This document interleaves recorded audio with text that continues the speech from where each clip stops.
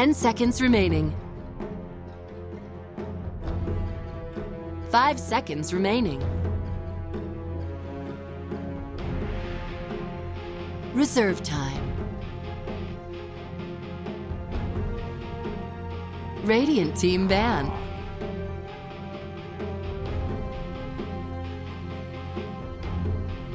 Dire team ban.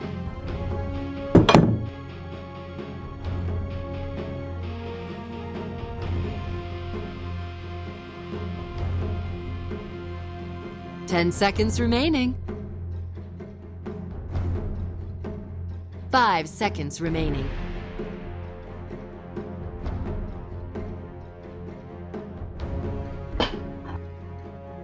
Radiant team ban.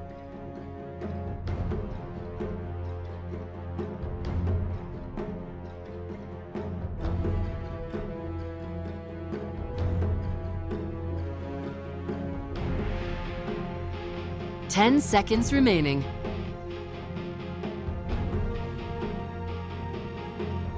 Dire team pick.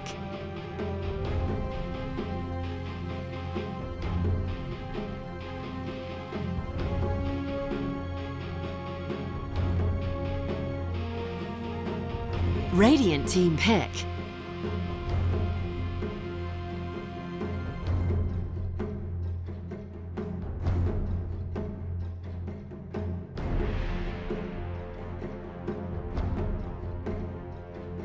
Ten seconds remaining. 5 seconds remaining. Reserve time. Yes, I'm here. Yeah, my settings are off. Okay, we're good now. Can you had hear to me? mute you.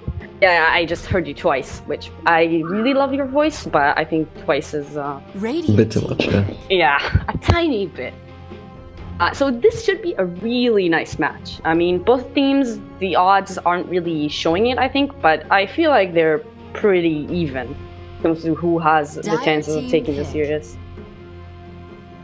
Yeah, and we already see a Wisp first pick by Cloud9, so Wisp games, I mean, Wisp just changes the game and always makes it more fun and exciting.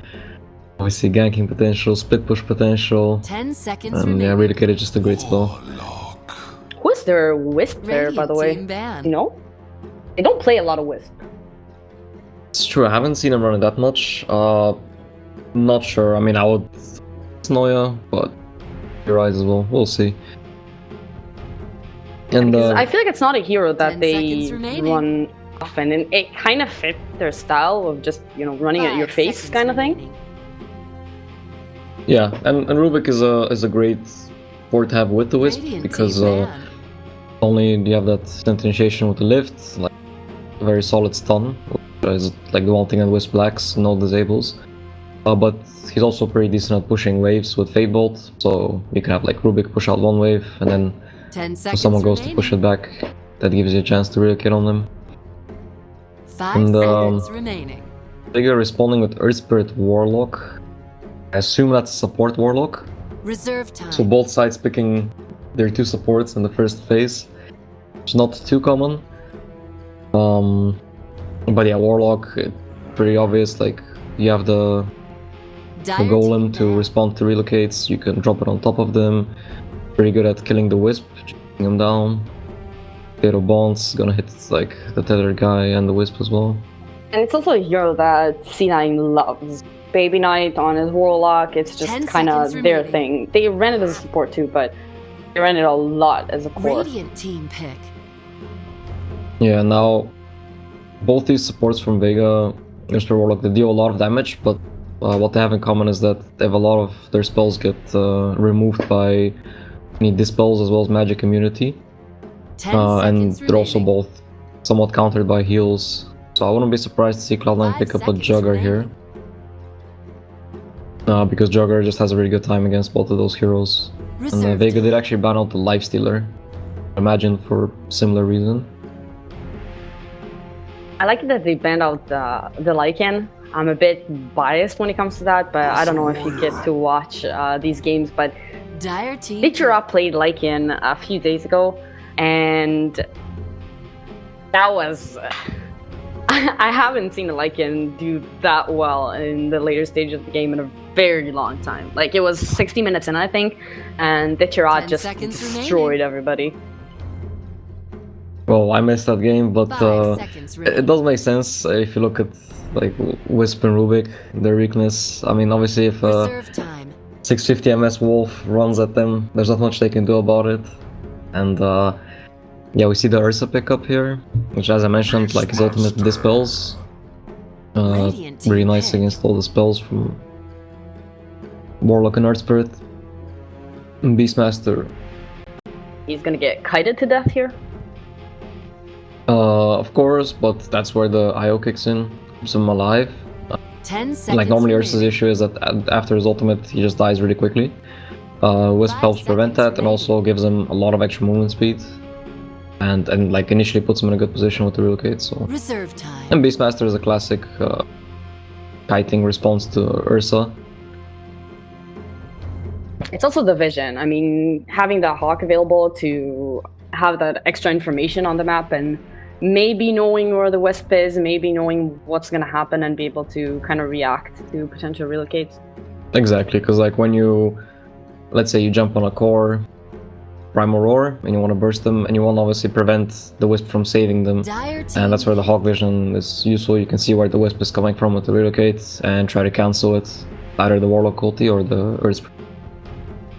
And I really like the Centaur. It's exactly what you said before about... You talked about heal, but Centaur and Ursa kind of do 10 the same. seconds It's remaining. not heal per se, but it's just the sustain. Like, Yeah, just be very tanky, yeah. 5 I mean, Wisp seconds will do the remaining. healing, and they just have the pull for it. Now generally, as you said, like Ursa is Radiant still team bad. prone to kiting, so when you have an Ursa, you won't have a mid that scales really well into the late game. Essentially, Ursa is a bit of a position 2 hero, and your mid hero will be the position 1. OD seems 10 like seconds remaining. pretty obvious choice, but I would imagine that Vega are gonna ban it, because he also matches 5 up pretty well seconds against Invoker. So, if you do ban the OD, then Reserve time. some other options would be Shadow Fiend, maybe even a Sniper. Vega don't have the greatest gap closers. I know Baby Knight likes Sniper. I think Cloud9, I mean, even if they pick a Sniper or Shadow Fiend or whatever hero that they think is gonna scale well, but don't you think they're maybe a bit on a timer here? Because Invoker, Warlock, all these heroes are just amazing late game. Oh yeah, that's true. I mean, Invoker, obviously, it's unmatched late game. I mean, Dire team bad. offers so much. Yeah, Cloud9, a bit timer. I mean, Wisp lets you scale into the late game because, again, you can split the map, and it lets you force the enemies into awkward positions. 10 seconds If anybody remaining. saw that late game where they 5 seconds they took Talking about Rax the horrible when the split enemy push team was game. going Roche, yeah. And then when the God. team went to defend Rax, Reserve they time. relocated to Roche and took the Roche instead, and still got the Rax too. It was beautiful to watch. And Wisp just lets you do those kind of things. Okay, so we'll be the Dire sniper team ban. pick. OD is still left in the pool. But even if you are on a timer, or like a little bit of a timer as Cloud9 are, Burst is a hero that almost guarantees you snowball in the early game because of that, like being the best Roche 10 hero, seconds remaining. and not just being a good Roche hero, but also very strong laner, 5 seconds extremely high remaining. damage output, and the way you deal with an Ursa is items. Reserve time. Those don't come out until like 20 plus minutes or so. So that's why for the first 20 minutes, more or less, Ursa is just one of the strongest heroes in the game. They are gonna have that Beastmaster against them, and how do you think that's gonna go? Like, he's gonna be in the offlane, he has the boars, he has some tools against the Ursa, but I don't feel like he's gonna do great in that lane. Radiant team Okay, I like pick. that Okay, choice. that's As a for cool the pick. lane, yeah.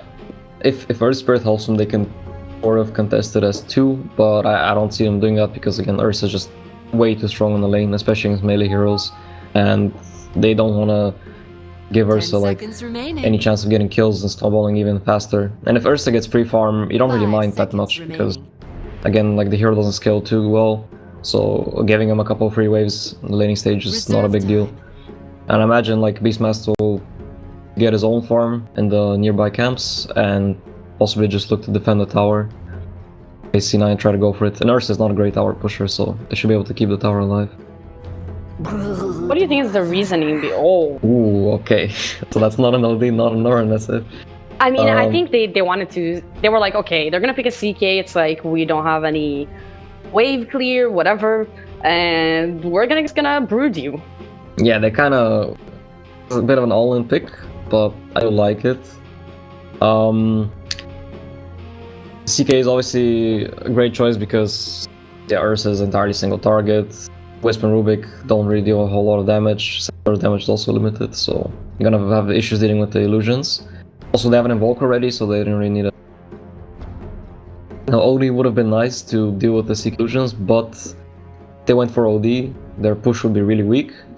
And again, as you said, they would have issues closing out the game in 10 time. seconds remaining. So OD didn't really seem like a great choice. SF would be too squishy 5 against all this seconds remaining. nuke. So they went with the Brute. Definitely has a big laning advantage against Invoker, even with Earth Spirit helping.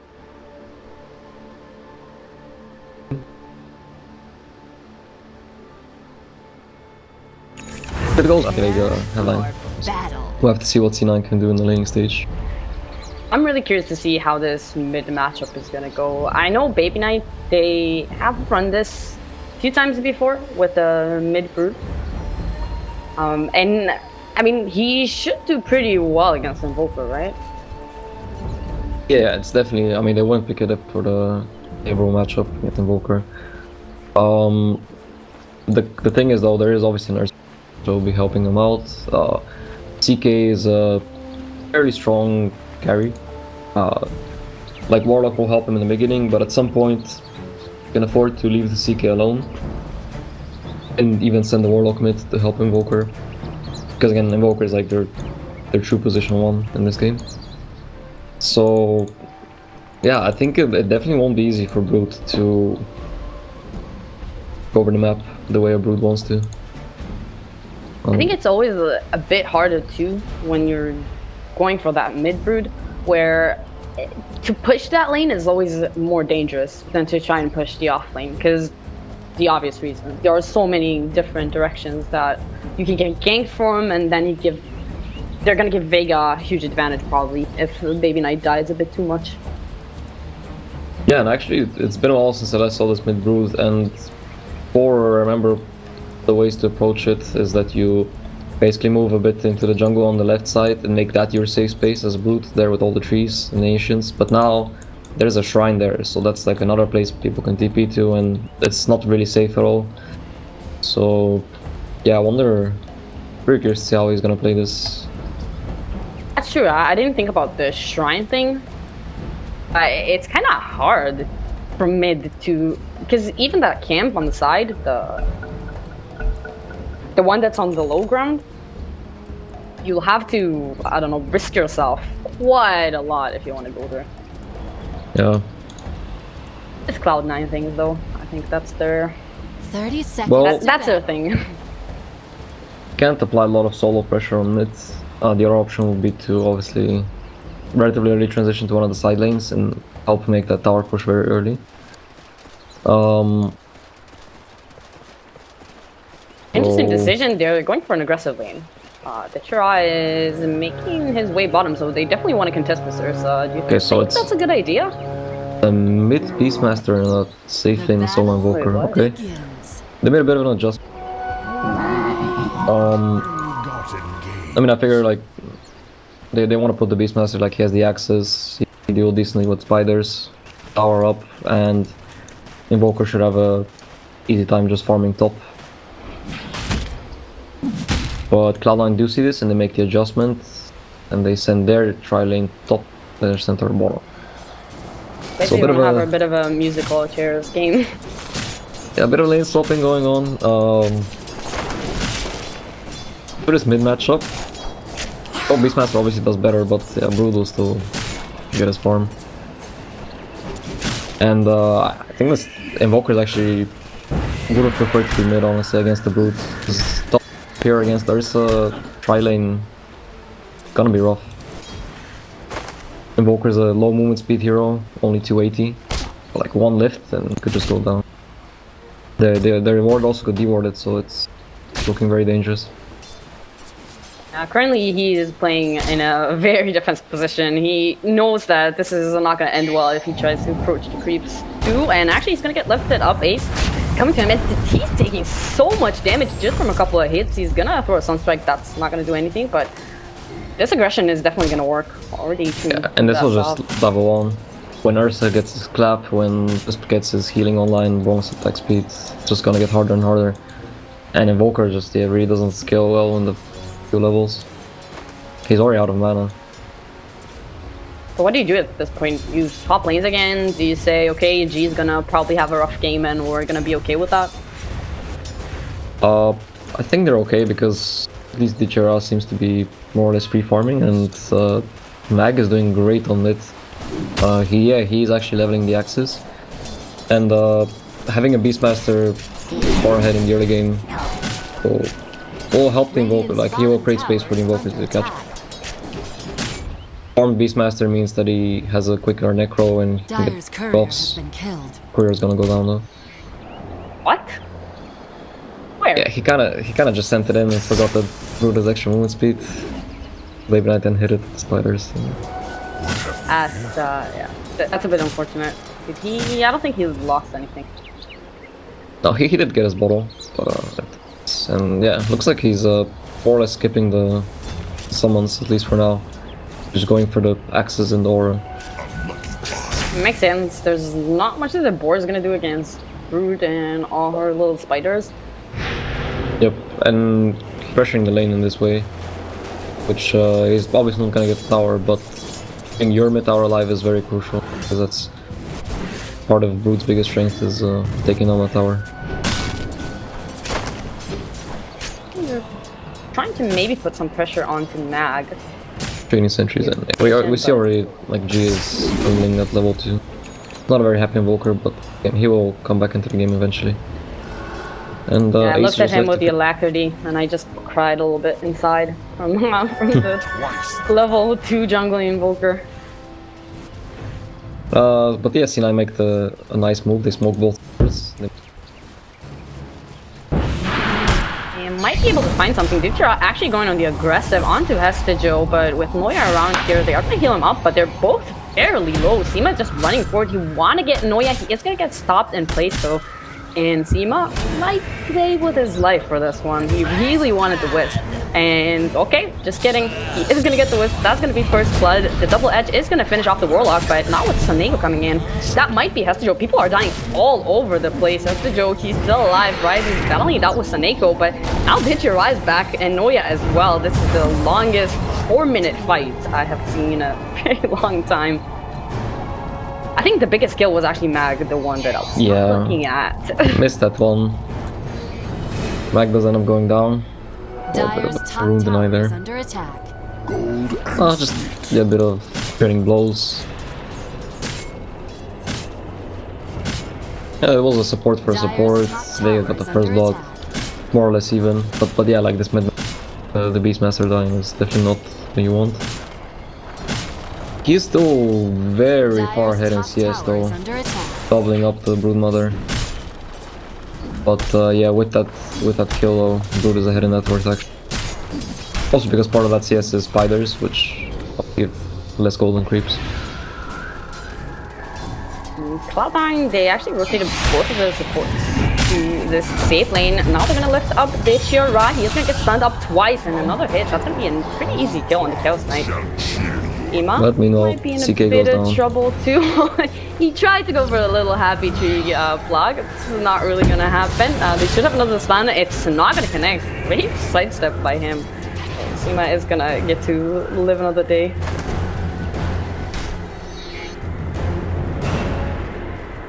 Yeah, one benefit of the Brood is that spiders are obviously really good at tanking Sunstrike, so it barely did anything in terms of damage. What it did do though is like gave G an assist, because even if he deals like 10 damage, he gets an assist for that, and that helps him obviously a bit.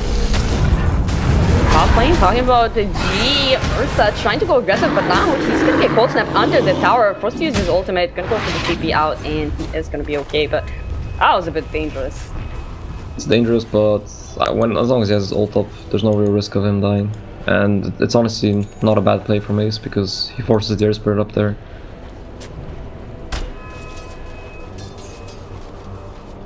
No, this mid lane, I mean, Mag, all of his last hits, I'm pretty sure there are spiders, or at least a huge amount of that. It's not as much money. Yeah, and while the axes are obviously great for the lane, it does limit Beastmaster's usefulness in the game quite a lot, because yeah, we see him level 8 with 0 points in the animals, so Animals? It's not gonna be the boring hog. So he's not gonna have the hog vision benefit anytime soon. Unfortunately for him, Ace with a very early rotation too. I don't even think he's needed here, but he is gonna come in and he's gonna grab a kill on the Warlock. It's 5-man time? 4-man? Centaur just TP top. A bit of a kill attempt by Baby Knight. Oh, that was... Oh my god, he actually got him. Okay, I didn't think he had enough damage. Using this, looking for the roar. He's out of mana. Oh. Slight Bit of miscalculation there. And CK goes down yet again. Yeah, this CK being 0-2 though is quite worrisome for Vega, because Invoker's late game hero, he's gonna catch up if he has a bad start, but CK having a bad start, that's not a hero that plays well from behind. As CK, you want to be able to, you know, be a threat and actually go in, be tankier than the enemy, or like kill them before they kill you. And if you're behind, that becomes really hard to do. I remember smoke play for Festival on the top lane. So that's gonna be a nice way to maybe bounce back into the game, but Hestejo is I don't know if that's Spidey senses or just luckily walked away from that was amazing. If that was intentional, oh, he went for the bounty.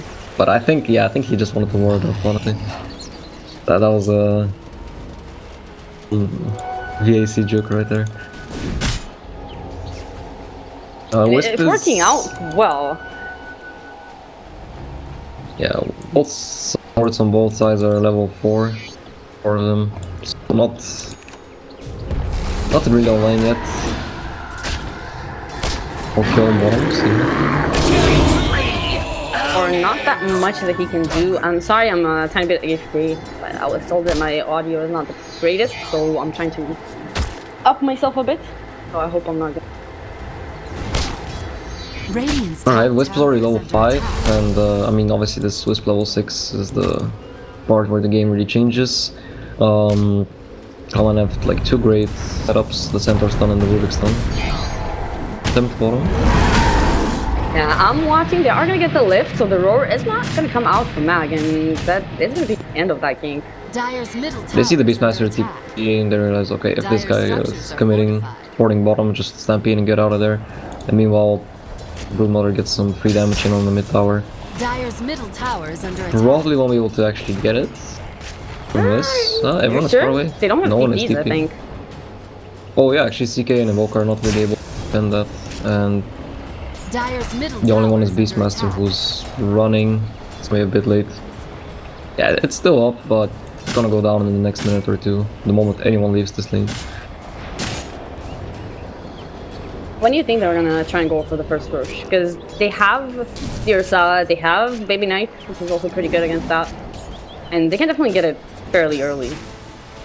Well, obviously when you take this tier 1 mid, it becomes a little bit easier.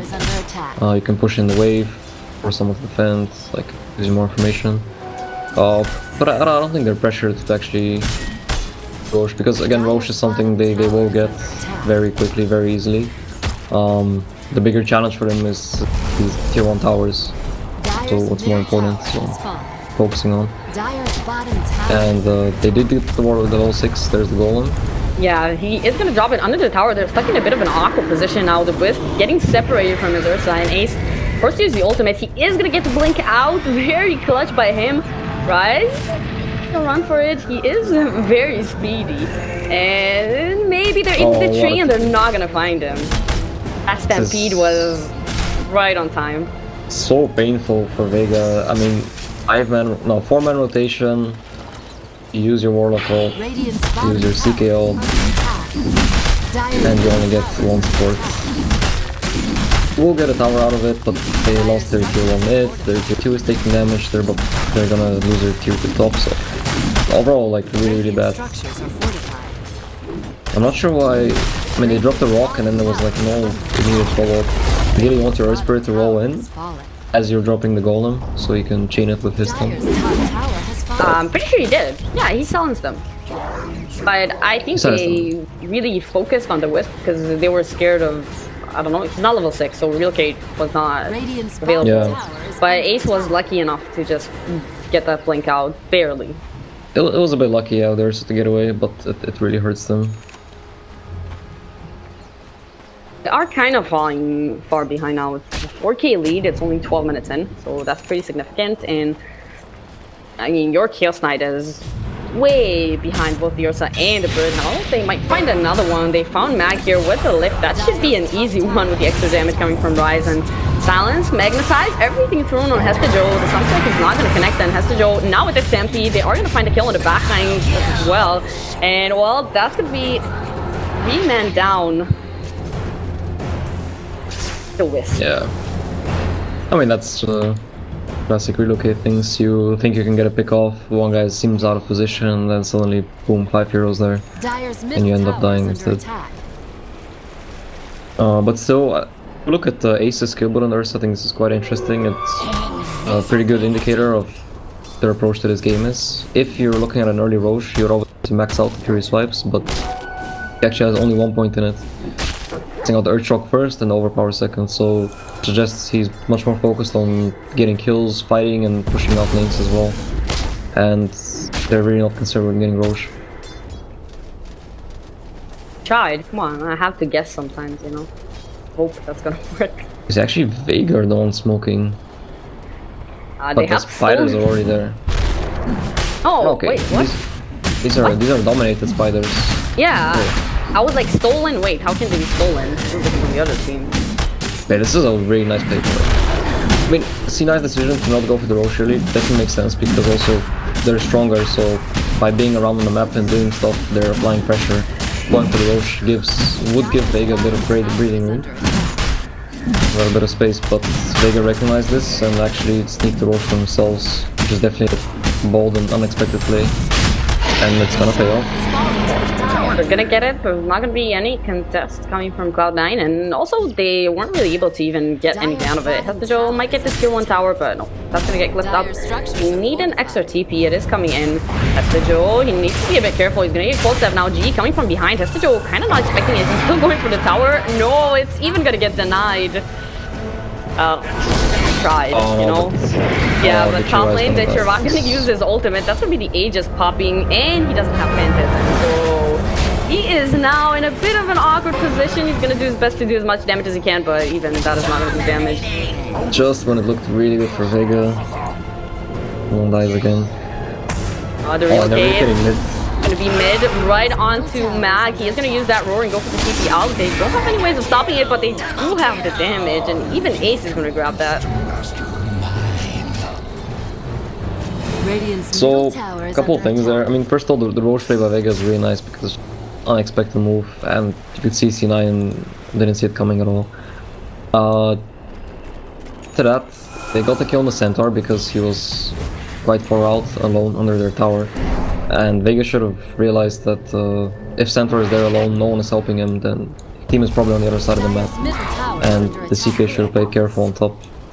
CK getting caught means the Centaur kill is not really a big deal at all, because he also got the tower, and obviously like losing Aegis and losing your CK is not worth getting a Centaur for. And then they also lose the Beastmaster on it. They might get a nice pick off. No. Noya is there. Yeah, and Rise is holding on to the CK stun, which is amazing spell on Rubik. CK actually has a very annoyingly long casting time done, which makes it a bit balanced, but Rubik's is obviously instant. And Baby Knight is building a Radiance. Oh, if you're snowballing, then why not just get a Radiance? He almost has it. Oh yeah, he's extremely farmed, and Radiance looks amazing here because, as you said, they don't have that much AoE against illusions. But if you're far ahead and you just get a Radiance, like first of all, the illusions are missing their hits, and the CK is never gonna buy an MKB, and the burn damage actually, the burst damage is nice. It's just that Vega have a lot of units, and Radiance giving mischance to CK illusions, the Beastmaster summons, the Necros, the Golem, or Spirit even. Very, very great Radiance game, and it's just gonna make it so much harder for Vega to take fights, even though their lineup is supposed to be stronger in 5-on-5 fights. And it feels like they just can't catch a break. Like, Mag is running down mid, he used the Dust. I guess he wanted to maybe find a kill on Baby Knight with the Roar into Sunstrike, but at this point, when Baby Knight is so far ahead, he's level 14, he almost has the Radiance up. It's not like they're gonna be able to burst him, I think. Unstoppable! I did all the T2, I apologize. I mean, there's not much you can do. If he shows on the map, he just gets rid of kill. There's really not a whole lot of counterplay. There's a Dust on the Ursa, and that's all they need. He doesn't have the bench target. Trying to go in on that one. They're gonna get the stun onto the Rubik. That's gonna be a lot of damage, maybe nullified if he can't get a spell, but Mag is gonna go down, G is gonna go down, and they're in a lot of trouble. Baby Knight is gonna get gone on, but he is just so tanky and so rich. Now the Mag side is trying to take him down. The Golem is doing some work as well, but Snoya on the Switch, Yes. just keeping Baby Knight alive, and now they're looking at the Echirad. They are gonna find him, and that's gonna be a 5-for-1 trade. Yeah, Baby Knight there with Relic, double damage, and his ultimate active. He was hitting for about 350, so that lifesteal just them alive together with the Wisp heals. They could not bring him down. And I'm So surprised Baby deceiving, even because tried it to open looks fight. like he's gonna go down. It looks like he's taking tons of damage, but then we're like, oh, never mind, there's a Wisp. Like, he's not gonna die. Yeah, it was just because he was stunned. The moment the stun ended, he got like double hit off with Echo Saber, and that's huge heal for him with the lifesteal. Yeah, together with the Wisp, it's very deceptively tanky. And What's G his once strat? again. Jumping the Wisp? I feel like that should be how they play these fights. The thing is that their Invoker was dead, and again, like as we said, Invoker is their initial one. He's their most farmed hero, even though he's not very farmed. He is their network, so if he's dead, you really can't expect to be able to take any fights. What do you think is the comeback here? Great walk? Like, what's gonna save them? Because the Golems that fight, they were pretty good. All Vega have these heroes and spells that, like, they have the damage to actually win a fight if they land properly. Oh, it's gonna be another pickoff. Yeah, we're gonna find Timo on top lane. Just an easier relocate. Ace, he's 8-0 and 4 at this point. And Echirad, he needs to be a lot more careful. He's gonna get bashed about a second hit. He is gonna get the stun on the Ursa. He's dropping really low. Can he get out of this one? Looks like he can. Now the Roar is gonna come out. Ace maybe in a bit of trouble, but he does have that Aghanim, so he was able to remove the Roar, but he needs to get out of this one. Hestijo still waiting very patiently. Venom Tornado is gonna get kicked away though. Baby Knight is here to finish off that kill, and Bag might be the next one. Ace just going back in. He knows that he's fine. And His Wisp is there, so yeah, his Wisp is back too. arguably a little bit of a misplay by Ace. He actually saved his ultimate. He was waiting for like a stun to come out so he could remove it. But if he popped it immediately, the CK would just died because, I mean, the Echirad survived with like 100 HP. So if the Ursa ult was active there, he would be dead. Really? Talking about the Echirad, talking about Ace, they're just diving into the fours at this point. And the Echirad is gonna use his ultimate. That's gonna basically do nothing. I mean, again, like, Vega theoretically could have taken a fight if they landed all their spells properly, but when they all start dying one by one, which is no, it's not hard to, it's not easy to stay alive when you have like a Root scouting you, there's like an Ursa Wisp, ready to relocate on you, a bunch of heroes that can set you up. I mean, that's what makes it so strong, like this Rubik is just running around. If you run into him, you might just get lifted and die. And it also doesn't really make sense, like, sure you can have a 3-man smoke and just kill the Rubik, but that's just a support. If you kill him, mean much for C9. It's very hard And for Vega to clear his mid. talking about that, they're gonna find a mag here. They're really getting in. It's exactly what you said. They are gonna roll in. They're gonna get a golem onto 4 heroes, but follow-up damage is just not really there. And Ditchera coming in. Maybe that's gonna be their last fight. The meatball doing a decent amount. Hestejo is gonna go down at the end, so at least they got 1 hero, but at what cost? Rise is gonna slowly right-click the Chaos Knight to death.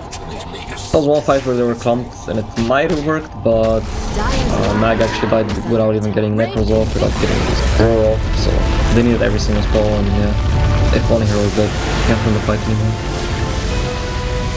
It's a bit sad. It feels like they had a chance, but they needed to, I want to say, lose the lanes a bit less and get picked off a bit less, which is obviously... Yeah, it might look like an outdraft, but I don't think it was. I think Vega had the tools they needed to deal with this Skyline lineup.